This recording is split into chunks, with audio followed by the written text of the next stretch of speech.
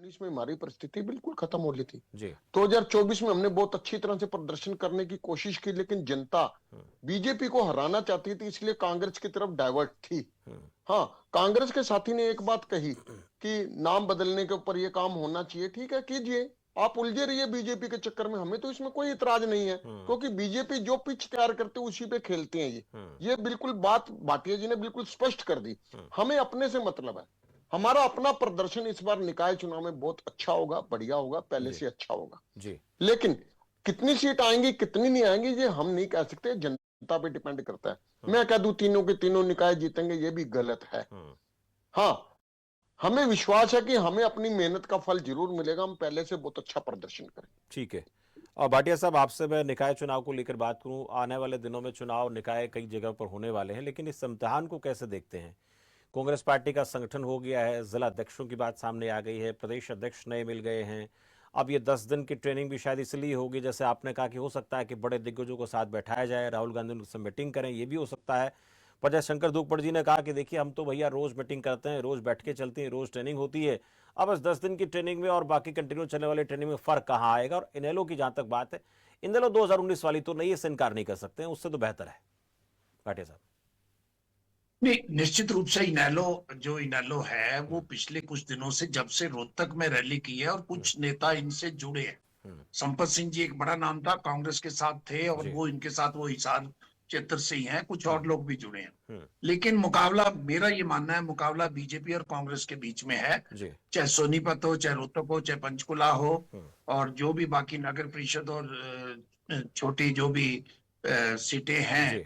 नगर पालिका की, मालिका है। वहां पे इनेलो का बहुत ज्यादा आधार अभी तक नहीं है। कुछ सीटों पे अवश्य कोई ना कोई व्यक्ति इनका जो होगा, जब वो जीतेगा, हो सकता है पार्षद जीत जाए, लेकिन नगर निगम के जो मेयर के चुनाव होंगे हम्म, वो दोनों पार्टियों के बीच होंगे। हम्म, कांग्रेस पार्टी कांग्रेस पार्टी के पास आधार है, हम्म, संगठन भी बना है, लेकिन कांग्रेस पार्टी को निश्चित करना होगा एक दूसरे के बीच में। अभी भी ये जो मैं बड़े नेताओं के नाम नहीं लेना चाहता, बड़े हम्म, नेताओं के बीच में अभी भी एक दूसरे को नीचा दिखाने की प्रवृत्ति कांग्रेस में चल रही है, हम्म, जिसका नुकसान 2024 में हुआ। एक समय ऐसा था कि इन्होंने टिकटें गलत बांटी, हम्म, कुछ नेताओं को बिल्कुल इग्नोर किया, और एक ही नेता के साथ जाने के कारण उनको नुकसान हुआ। हम्म, उसका नुकसान ये भी हुआ, कुछ जो जातियां थी हम्म, जो कांग्रेस को वोट देती थी, वो ऐन मौके पे कांग्रेस को वोट नहीं दिया, जिस कारण बीजेपी तीसरी बार बनी। हम्म, निकाय चुनाव में शायद इस तक जो बड़े नेताओं का आपस में झगड़ा नहीं रहेगा, हम्म, लेकिन वहां भी ये करना होगा। मान लिया पंचकुला जो क्षेत्र है, वो कुमारी शैलजा, चंद्रमोहन बिश्नोई, हम्म, वरुण मुलाणा हम्म, उनके प्रभाव क्षेत्र में है, तो उन्हीं को वहां पे संभालना होगा। और रोहतक में दीपेंद्र हुड्डा और हुड्डा परिवार का है, तो उनको संभालना होगा। हम्म, और सोनीपत में भी जिसका है उन्हीं को देखना होगा। एक हम्म। दूसरे को एक एक ये सवाल भाटिया जो साहब इसमें ये छोटा, भी आता है कि अगर हम सोनीपत सीट की बात करें, तो पिछले निकाय चुनाव में कांग्रेस पार्टी ने ऐसे जीत हासिल की थी। तो ये कई बार अक्सर होता है कि जब ऐसे हालात बनते हैं और बंदा पार्टी छोड़कर दूसरी पार्टी में चला जाता है, तो क्या इसका प्रभाव पड़ेगा, या फिर कांग्रेस की तैयारी यहां पर कहीं ना कहीं ठीक नजर आती है?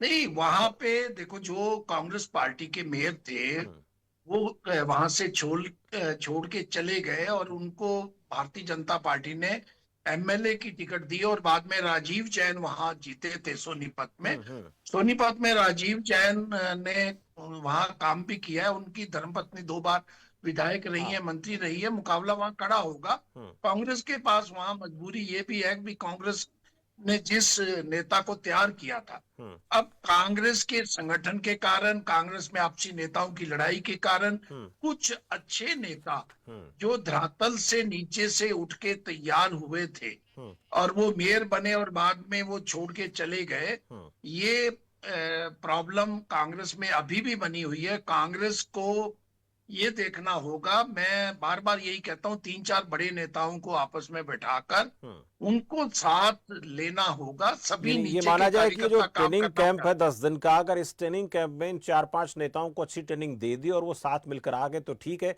नहीं तो फिर बाकी जिला अध्यक्षों को बहुत ज्यादा ट्रेन करने की कहीं ना कहीं जो बात कांग्रेस पार्टी कर रही है उसका फर्क ज्यादा पड़ेगा नहीं। ये इस विषय में आप कहना चाहते हैं भाटिया साहब। चलिए, बहुत धन्यवाद सतपाल जी, ओंकार सिंह जी, शंकर जी, सुरेंद्र भाटिया साहब, मेरे सर चर्चा में आप लोग जुड़े। तो आज बड़ा मुद्दा में बात कर रहे थे कुछ दिग्गजों का